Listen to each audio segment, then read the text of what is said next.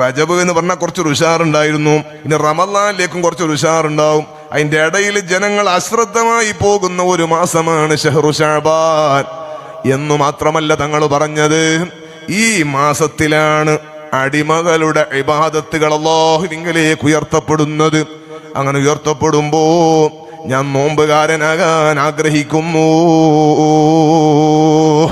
ഞാൻ പറഞ്ഞത് ഈ ശഅബാൻ ഇതിൽപ്പെട്ടതാണ്, ഈ റജബ് ഇതിൽപ്പെട്ടതാണ്, റമളാൻ ഇതിൽപ്പെട്ടതാണ്. ഏത് നമുക്ക് അല്ലാഹ് തന്ന സമയത്തിൽപ്പെട്ടതാണ്. ഇതെല്ലാം കൂടിയിട്ടാണ് അല്ലാഹ് നമുക്ക് തന്നത്. റജബ് വന്നിട്ടും മാറ്റമില്ല, റമളാൻ വന്നിട്ടും ശഅബാൻ വന്നിട്ടും മാറ്റമില്ല. റമളാൻ ഇങ്ങനെ വന്നതിനേക്കാൾ വേഗതയിൽ റമളാനും അങ്ങ് സഞ്ചരിച്ചു പോകും. പിന്നെയോ നമ്മൾ ബാക്കിയാകുന്നത് നാളെ അസ്റായീൽ അലൈഹിസ്സലാത്തു വസ്സലാം വരുമ്പോൾ പറയുന്ന വാക്കിലേക്കാണ്. അല്ലാഹു നമ്മളെ രക്ഷപ്പെടുത്തട്ടെ.